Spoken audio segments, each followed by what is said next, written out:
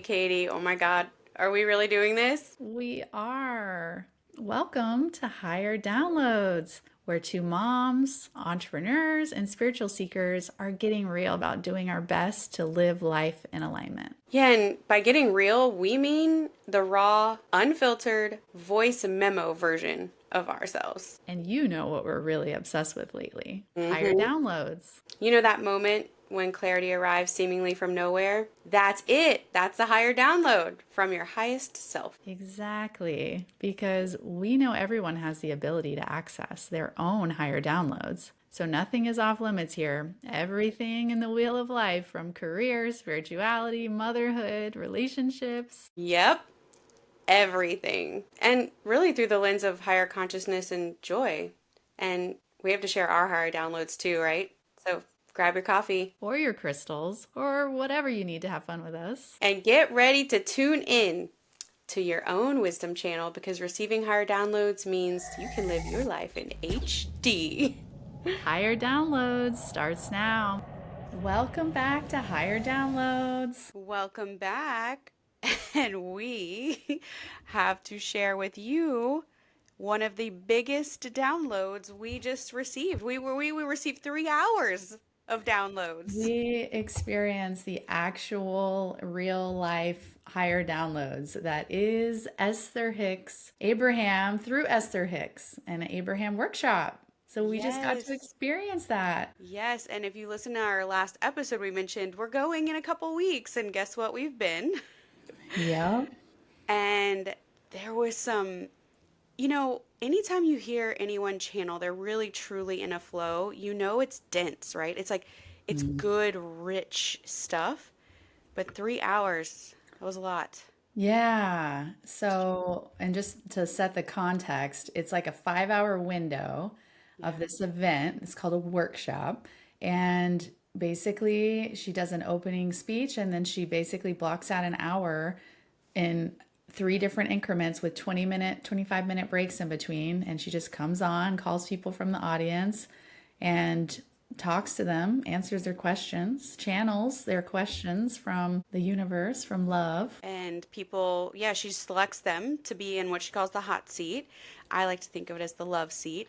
And what was so cool is I was like, how does she pick people? Because you've been to one and I had this is my first one. And what was so fascinating is how she really does choose someone who has a question that is going to benefit the majority of the people there. And it really did. It was wild how that all worked out. Yeah, you can take so many takeaways from just the what the people are asking, how they're asking the question, right? Like there's just so much to be gained from witnessing someone else and then hearing the answer and applying that. One of my biggest takeaways from the message, like the biggest one that landed for me, is she very distinctly said, we don't want you to always be in the vortex in alignment, right? We'll Mhm. talk more about the vortex.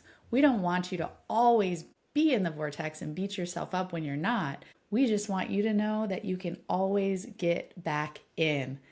Ah, that was such a wave of just like relief because I find myself doing that all the time. It was such a good reminder. Yeah, when she said that to the person who was in the hot seat, there was I remember almost like a collective gasp from the audience of like, oh, we're not supposed to always be in there. And you That's can't. I mean, then you realize it's the human condition. Yeah, it's literally part of the processes, right? It's part of it. What was your big takeaway? So, my biggest takeaway had to do with what I already knew, but it was how succinctly she said it. Like just a reminder of that we're source energy in a human body and that having the boundaries of this human experience, it puts limitations on what we do.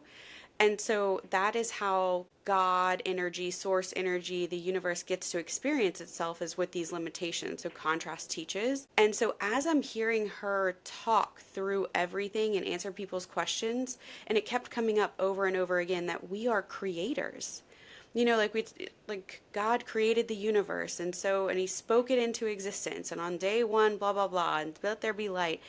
And it's like, wow, at some point I align with the belief that at some point my soul, my non-physical, got to choose this human body, and then, oh yeah, that's creator energy, and I Mm. get to be a creator. And so she did tell one person in the hot seat, she's kind of funny and crass because when you're channeling, there's no mask to put on. Did you notice that? Oh yeah. Yeah, She was not second guessing or overthinking or no, it's just flow. it's just flow. Yeah. So Mm. sometimes it comes across like, oh, she said it like that. But she said something like, you humans have sloppy thinking because you have this fascination with the material world of what is, but you forget that you can create, that you have creator energy. So that was my big one. Yeah, that's a beautiful one. Yeah, I Esther Hicks. So I think too.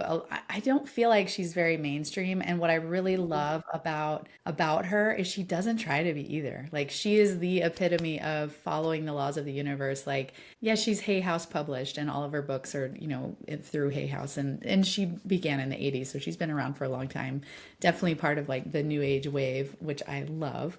But she doesn't like she's not doing a lot of marketing. There's no fancy emails. There's no fancy lead gen. There's no clickbait stuff. Like she's just like, no, you find me, you find me. I'm here. I'm here. I don't really care if you find me or not. It's just so refreshing, especially in our current day where it feels like everybody's marketing funnel centric.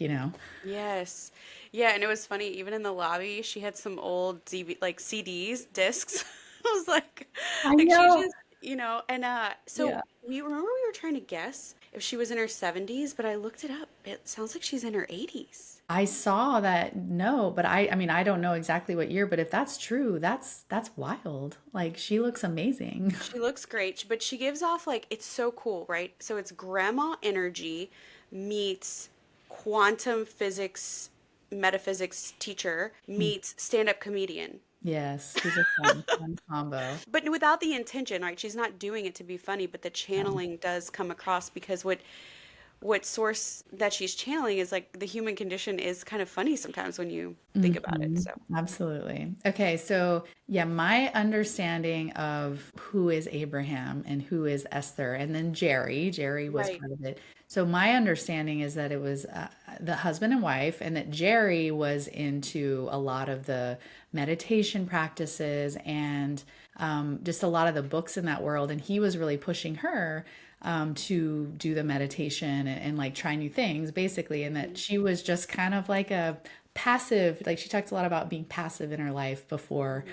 all of this, and that Jerry was really the one asking a lot of the questions. And then apparently at some point when they were doing these meditation practices, and they had gone to see like mediums and different things, like they were definitely like exploring these areas, but at some point she started meditating, and in the meditation these messages and symbols started coming through.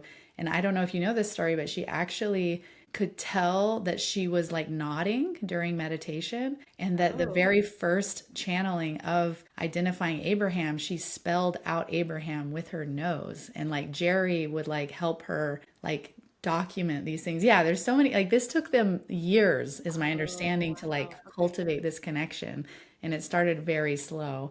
But anyway, the whole thing is that, yeah, she started receiving these messages from God, from the universe, and it's a collective of spirits, and they basically just go by the name Abraham, and that Yeah. she's just the conduit for their messages. That was something new I learned that it's a collection of spirit teachers that then go by the name Abraham, which makes sense because she'll often say things like when she's channeling, like, they want you to know, or we want you to know. And at Hmm. first, I was like, is this just one of those, she's hip with the time on pronouns and Oh, not yeah, wanting to yeah. do like a gendered pronoun? And then I realized why it's because it's a collective. Yeah, yeah, absolutely. And then Jerry passed away in Yeah. 2011, but she's carried on the work and does these workshops and cruises. You can actually go on a cruise for like a week and get like lots of different like longer sessions, I guess. I don't know what the format is, but for us, she came to Austin at the Yeah. Hilton, like at the conference room, basically, just a bunch of a little stage with chairs, and everyone who came in just got their seat and sat back and listened. And, we'd raise our hands to try to get called on if you had a question. And Yeah. then I love how she talks about if you light up for her, right? Hmm. If your energy lights up, then that's how she like looks and scans the room to see who does she want to pull up. Yeah. It was so interesting. And then the man that was first pulled up was fascinating. In fact, now that you say that about lighting up, I'm like, wait, how did he light up? Because he was so down and depressed. But then he did say when she pulled him up, like, he just knew and trusted he would be called, So it's right? not lighting up as in the highest, you're the highest That is, vibration. It's yeah, just yeah. lighting up for who has the question, Right. Okay. who has Okay. the question that everyone needs, you know? Yeah. Yeah. And she spent an hour with the man, the first man in the chair. Whew. I have never heard an audio because there's a lot of these that get put on YouTube, and that's where I listen a lot in between these kind of things. And I have never heard somebody go that long. It was wild. Yeah. Yeah. He, one of the things that I thought was so interesting was he's been listening to her for over a decade and had several of her books and mentioned how he had like Deepak Chopra and other books and other spiritual teachers and he had been doing all this stuff, but he was in the worst shape of his life and he was so down and out and I think he even said I'm not sure if I want to be here or something, right? Yeah. It was really low vibration emotion. But he through him she brought forth almost all her core pillars of what you would call like laws of the universe, laws of attraction. What would you say? Like she kind of really was able to frame it all up with him. Yeah, and the last time that I went, it wasn't like that. It was really just like, you've read my books, right? Or you're here, you bought a ticket. It's like, let's talk, let's answer questions. And it was Yeah. very quick back and forth. But yeah, this one, because of the what the question was, it was so fundamental and deeply rooted that she was able to like really set up all of the pillars that are her messages. So yeah, I for me, when I think about Abraham Hicks and what they're messaging, it is the laws of the universe. It is how the universe actually works. And I love her analogy when she talks about it's similar as gravity, it's consistent. Yes. You know what to expect with the law of gravity, and the laws of the universe are the same. There are no exceptions. It's not No about if exceptions. you're It doesn't good pick or and choose. bad. Yeah. Right. And that's ultimately what I took from his thing. His struggle was he was understanding the laws of the universe, but then you could tell he had a belief that he was flawed and that Yep. the universal laws don't apply to him Apply to because him. he isn't getting the manifestations he wants. And that is the fundamental flaw, what was keeping him from what he wanted.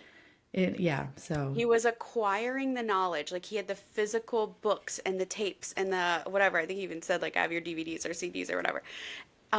But he wasn't living it. mhm. And that He is another wasn't big believing aha. it. He wasn't believing it. Yeah, Well, you definitely can't live it if you don't believe it. exactly. Right. Yeah. But yeah, and she said, one of my favorite lines, which I use or say in multiple different fashions over and over because my dissertation was on experiential learning. And she Mhm. said, words don't teach, experiences do. And so what you're sharing, the way you're sharing your words is telling me that you don't believe that you're worthy of the laws to apply to you. And no one is, we're all inherently worthy. Yeah. Yeah, Okay. and So like what maybe worthiness isn't even a factor, it's not right? even, It's not.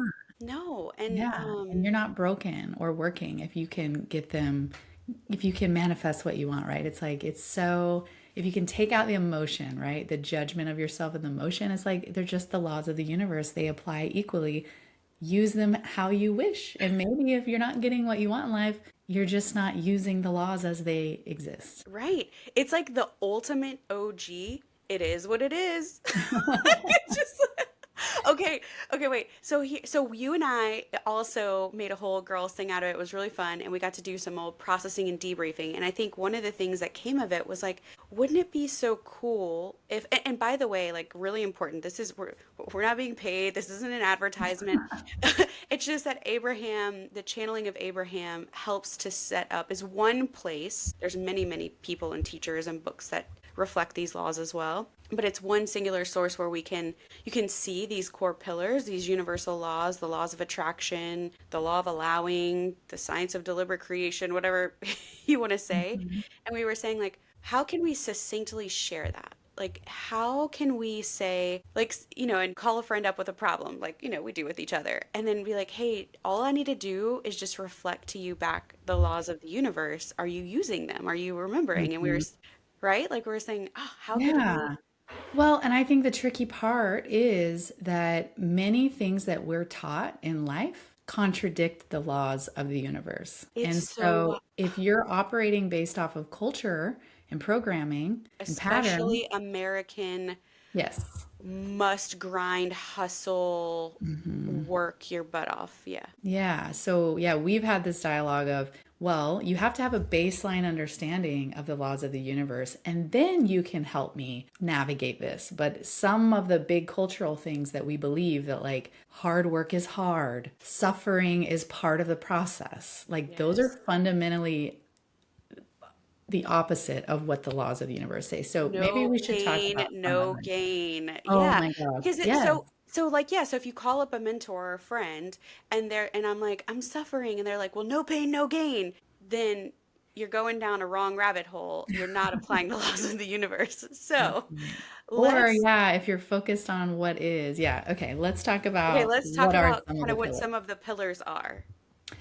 Okay. Okay, so fundamentally, like, Yes. you have to understand that we are all energy and that we are radiating that energy, that it is something you can experience. Like when you experience someone, you're like, they're in a mood, they're in a good mood or a bad mood, or they're a joy to be around, or they're like, oh, I'm getting weird vibes. That is real, and that has a component for how you attract or repel certain things. Yes. We are all source energy in a physical form, and everything we see has vibration and energy. Everything. And it's funny because people will say things like Debbie Downer or like, oh, I was in a bad mood, but this great song, my favorite song came on, and now I'm dancing. And it's like, yes, we have the ability to raise or lower our vibration of the energy. So, energy, absolute fundamental. Absolutely. And then, yeah, the universe is responding to that energy. One thing she said that I absolutely love is, and I'm going to butcher this, I'm sure, but you can't have a happy ending to a hard journey. And I'm like, oh my God, of course. This is that whole fallacy of like, I'm getting to the final destination and then I'll be happy. No, you won't. Yes, I know. She drops that bomb all the time, and you're like, oh, yeah. Yeah. Absolutely. So because we're energy, it's like, I remember like geometry proofs. Do you remember geometry? And you're like, because this angle is this, then that, blah, blah, Mhm. blah. So it's like, okay, because we're source energy, because we're energy, then the universe is always responding to that energy and the vibration of that. Yes, which is when people talk about the law of attraction, you're attracting what you're putting out, right? Your like Yes. for like comes together. So that those are fundamental baselines. And then emotions as your guidance system is a huge one. She has a booklet that has the emotional guidance scale. Mine was Okay, handy. good. Emotional guidance scale. Yeah, it's 1 through 22. And I love the little note that says the tipping point, Oh, because yeah, like yeah. there's there's actually a lot more lower vibration.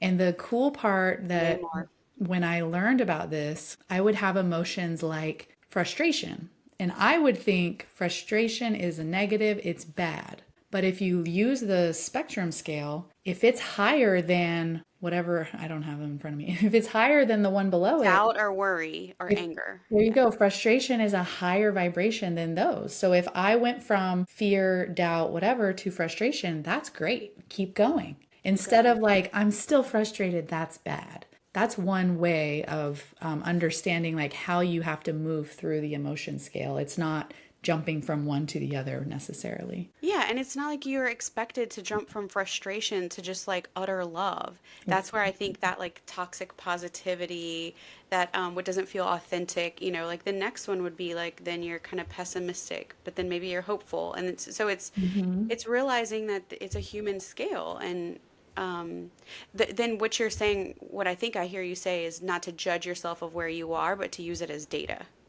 Yes, and that's Okay. one of the biggest pieces that is fundamental to this processes that she talks about is that your emotions are literally your guidance system. Yep. So use Yep. your emotions to tell you. And the baseline being that when you're in love and joy and the highest, that's pure alignment with source energy. And anytime you feel separation, that is because you are somehow looking at something differently than how source sees it. So negative emotion is a signal of like, oh, I'm looking at this differently than what source knows. So, and getting in the, and I think too, she talks a lot about the vortex. in my mind, getting in the vortex is moving up the emotional spectrum scale to be in alignment Be in with alignment. Yep. yourself, right? Okay, we're on the same page about that. Yes.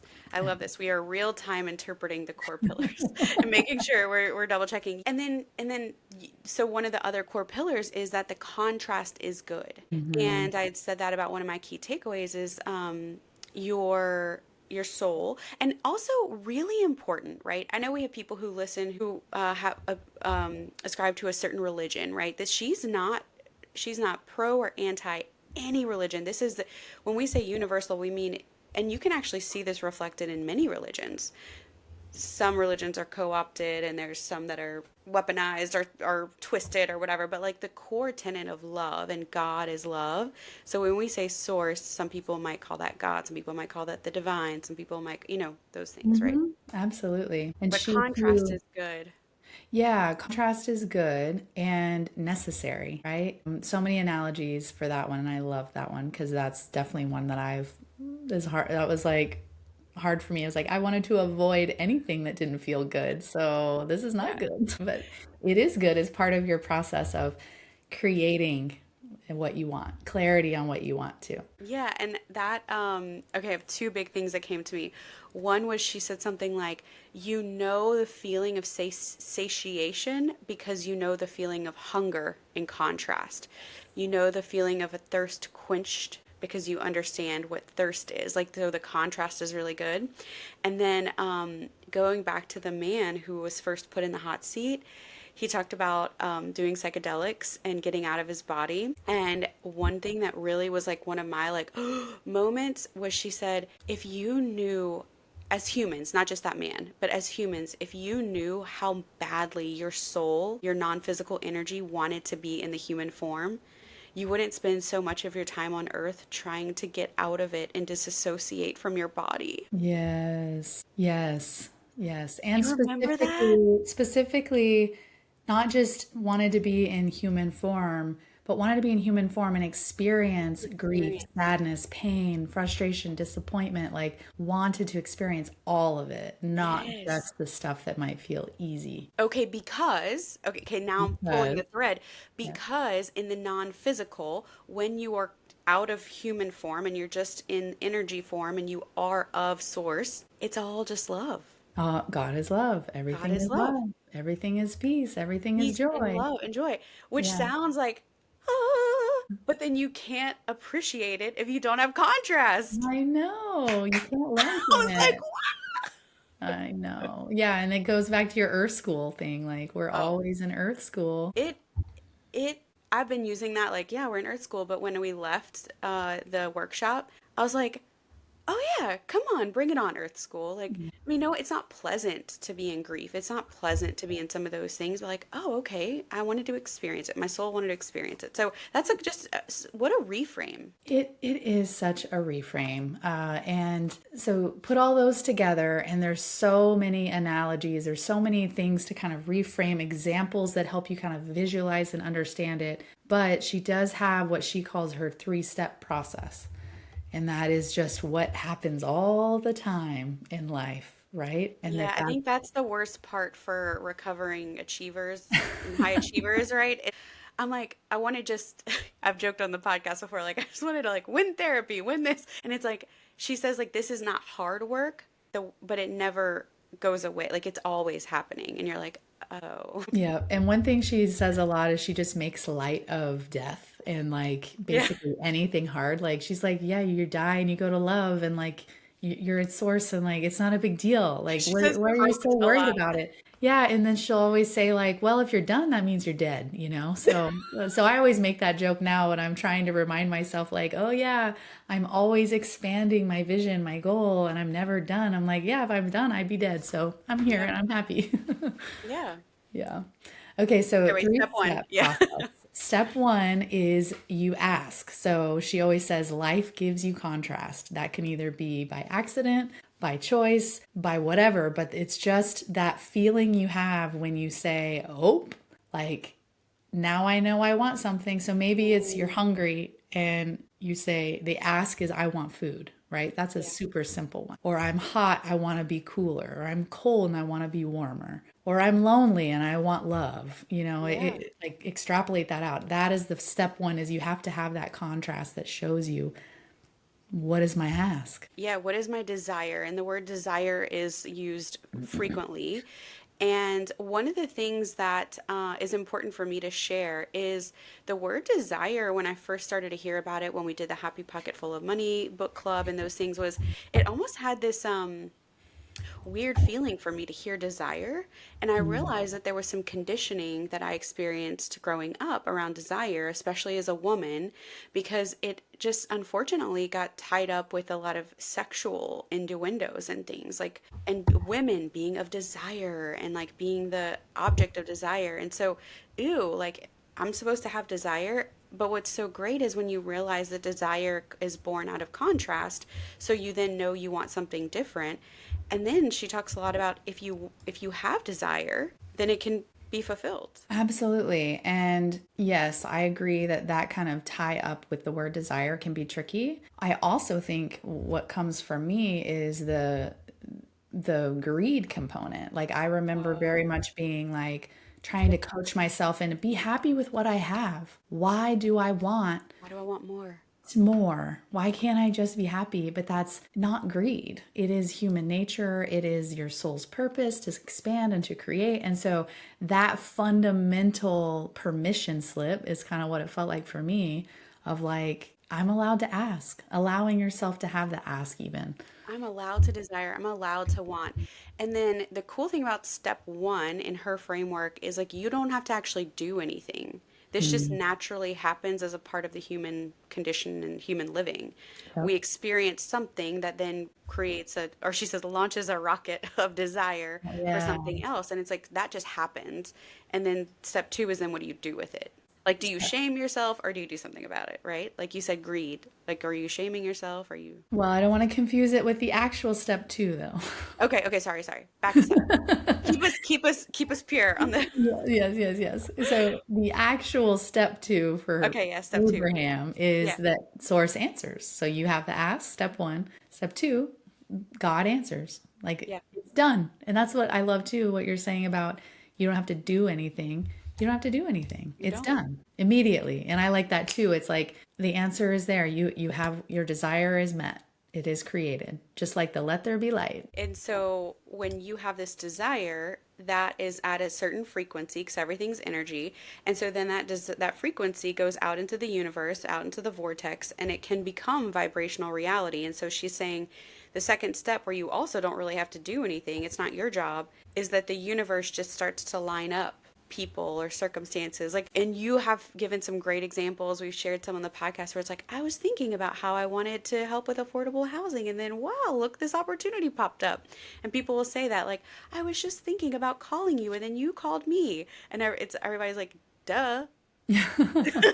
The Yeah, universe is wow. handling step What a two. coincidence, though, right? Like a lot of people just like spin that off of happenstance. And it's Yeah. like, Hmm. if you, Can you believe? I know, and if you understand the universal principles, you know there are no coincidences. All right. And then, drum roll, what is step three? Now, this is in opposition to what we talked about earlier. Step three is not to grind for it to happen. Step three is just allowing. Allow it. And this is okay, this is my favorite analogy. You're a cork, right? And corks bob to the surface Oh, like a cork, cork. Yeah. like fishing cork. Yeah. Okay. Or like a wine cork, Wine right? cork. Okay. Like you're a cork, you want to be a bobbing at the surface. And if you take a cork, like, and you try to pull it down, like you feel it, the resistance, right? You have to really hold on to it, or like a Yeah, beach yeah, ball that you're holding underwater. And that being at the surface is your natural, that's you allowing it. It's your natural way of being. Everything you do that keeps that from happening is what you're doing to not allow that natural ask and answer immediately. And that is just like, doesn't it just feel so easy? Just let it go. Just let it go. And the cork will poof go straight to the surface. it's so simple in theory and so hard in reality because we are taught to white knuckle through life, like white knuckle, like grasping the steering wheel, like I am in charge. I am uh, I am responsible for making it happen, you know? So Yep. yeah, it's where people get stuck a lot. It's like we're good at asking, but then terrible at, and it's not just allowing, it's staying in the same vibration of that True. love and belief and trust, right? Yeah. Well, if you think about it, yeah, if you understand the laws of the universe and that the highest vibration of alignment is love, and then you stay in alignment with that, if you're feeling frustration and fear and belief, that's because you're believing something different than source, right? Than God, than your desire. You're believing, maybe you're believing it's not possible for you. Well, that's going to feel really bad because that's not true, you know? So yeah, all of that is really resistance and efforting. Like she talks a lot about efforting. I love that Yeah. word. Like we don't need to effort. Efforting is not required. Hmm. Okay. And it doesn't mean go give up on life and lay on your couch. Is not in vibrational match. True. Inspired action is one of the big, big, big pieces Yes. that it's tricky because, yeah, I do. I see people, they're like, I'm just going to sit here and meditate for 20 hours a day and everything I want is going to come to me. Like, no, you No. like part of it is that you have to get in the vortex and then follow inspired action. And inspired action being the thing that like feels really good when you think about doing it, that you feel inspired to go do, not like, I have to do this. I have to go to the gym. Otherwise, I won't get what I want. Or I have to, there's so many things like the have tos. Yeah, when people should all over themselves. I should Mhm. do this. I should do that. Yeah, I think maybe just like a little example is a real life example. Like you want a new job, and this happened with one of my friends. She wanted a new job. She was burning out with her career. Well, that step one is already happening because she's feeling dissatisfaction and burnt out with what she was doing. Step two is she already had launched that rocket of desire, so the universe is already starting to line things up, people, positions, like what it is. So then step three was the hard part because then she's trying to figure out, well, I don't really know what I want. I've been an entrepreneur for so long. Like, how do you, but then to stay and trust that it's coming and then follow back to your point of inspired action. So things that did feel inspiring, it was like, oh, well, I would like people to find me, so I should update my LinkedIn profile. Oh, I don't really like applying to jobs, but I do like meeting people for coffee. Or I think networking sounds like a four-letter word and it feels dirty, but I'm happy to go have coffee with people. And so, as she's doing things and following her own impulses that feel good, the universe aligned up something way cooler and better. So beautiful. Because then you Yeah, don't have to decide like how it's going to happen. absolutely. And the momentum that she talks a lot about. There's so many analogies, so many stories. Like I think that's the beautiful part about listening to Abraham is that it's simple, but it lands because there's so many like examples that get tied to it. And Hmm. momentum is a big one. And Oh, it yeah. really is if you have a lot of low vibrational momentum about a topic, you have to give it time, right? Like I had a lot of low vibrational momentum or beliefs about like going out on your own in business is scary. So like that was Hmm. really hard for me to believe that it wasn't going to be scary or that it wasn't going to be hard or like there's so many things that you have these big big big storylines that you've got a lot of momentum and beliefs about and those are a lot harder to drop and then move up the scale of belief into something else. And so the idea being that like if it's something that you don't have a lot of momentum built up about, it's going to be a lot easier to allow it faster. And that's just a natural part of the process, right? Is I like her stick analogy too of what end of the stick are you holding when you talk Yeah, about things. it that took me a while to understand, to be honest. And because I've listened to several YouTubes and things of hers, and I didn't get it until we were in person, and she was like holding something up. But I don't know that I could explain it as well. Can you? So, yeah, so yes, let me find something that's not a stick. Here we go. It's a lighter, Okay. but okay. A candle lighter.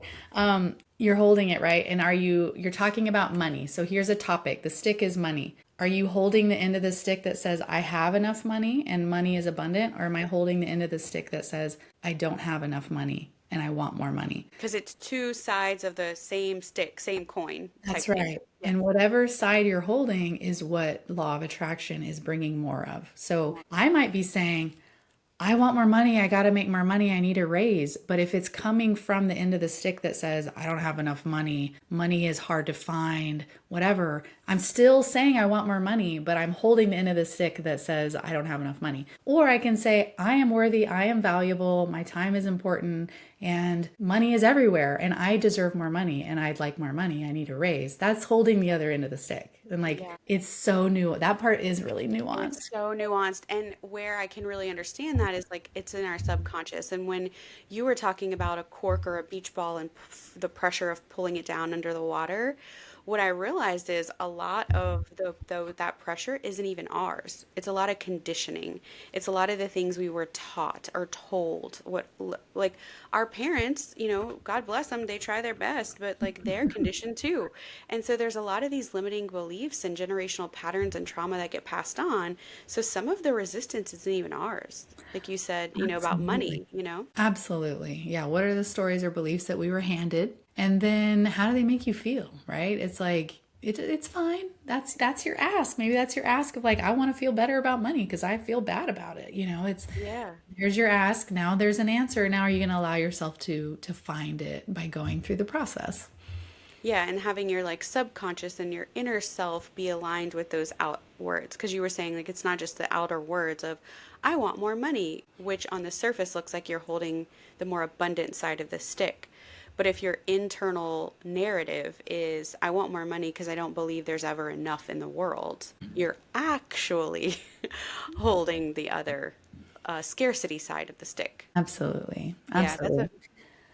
I okay. mean, honestly, she's been doing decades of this work, and the messages have not changed, which I think is No. incredible. And they align, again, they're not contradictory to anything other than cultural programming. They're not contradictory to like so many other messages from God, the universe, even like Jesus's teachings, right? It's like the fundamentals are the exact same.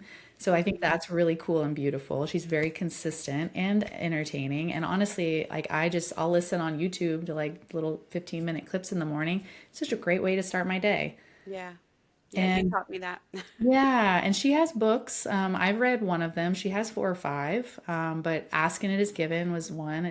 That's the one I've read. But I've heard good things about the others. But it's something to look into for sure. I do want to ask you, what was your physical experience being there? Did you feel energized, drained, I'm just curious. I had some very interesting reactions physically to being in the room at the workshop, and I'm curious to hear Oh, you didn't tell me.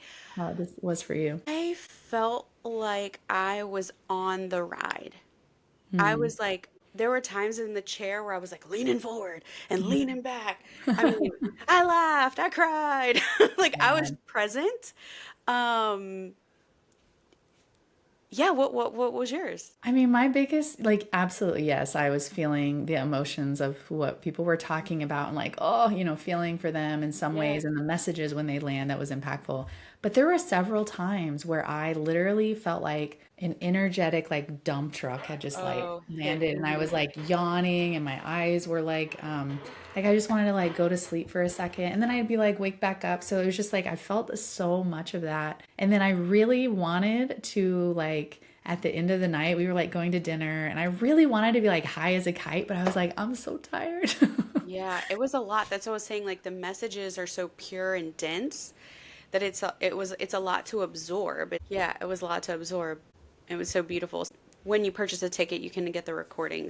I started a re-listen, but haven't made it through all 3 hours. Yeah. And And I took a lot of notes. I didn't intend to. It was one of the things I'm like, Katie, just be present and listen. But I remember one way I learn is through that kinetic of doing it, and I enjoyed writing a few key phrases and things down. So anyway, I'm hearing like some people could be listening and just being like, I don't get it. These women just went there and believed this. Or like they're really skeptical, and that's okay. I think the most important thing, you're right though, she does, if your people are like, well, I'm Christian, I can't listen to this. Well, she talks about Jesus all the time, actually. mhm. And there's no contradiction whatsoever Yeah. to any of the great philosophers or teachers out there. But yeah, the principles are physics, psychology, ancient wisdom, quantum physics. Yeah. Well, and I think too, it's like it's baked into everything. Like I even think about people talk about fixed mindset versus growth mindset. It's like that is fundamentally using this framework of saying like, am I creating? Is everything possible? Or am I kind of stuck in like with a different belief than reality of the universe, right? And it's like there's so many of those things that overlap. It's like it's saying the same thing, it's just saying it a little bit differently. Saying it different. Yeah, people need to hear the same thing said differently. That's a great point. Carol Dweck did growth mindset, and the whole idea, because I use it with my son. I'm sure I know you use it with your girls. It's like growth mindset means that Abraham said it's like the moldable clay. It's still the clay is still moldable. You still Yeah. can create. And then that speaks to neuroplasticity of our brains versus like if the clay has hardened, it's fixed mindset, then you're just banging these like hardened beliefs. So yeah, great point.